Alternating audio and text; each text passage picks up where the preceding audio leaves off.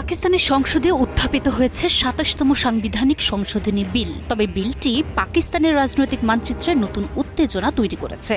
কারণ বিলটি কেবল সেনাবাহিনীর প্রধানের ক্ষমতা বাড়াচ্ছে না, বরং সুপ্রিম কোর্টের কর্তৃত্বকে সীমিত করে গণতান্ত্রিক প্রতিষ্ঠানগুলোকে দুর্বল করার পথও প্রশস্ত করছে। এর আগেও কয়েকবার এভাবেই সেনাশাসিত দেশে পরিণত হয়েছিল পাকিস্তান।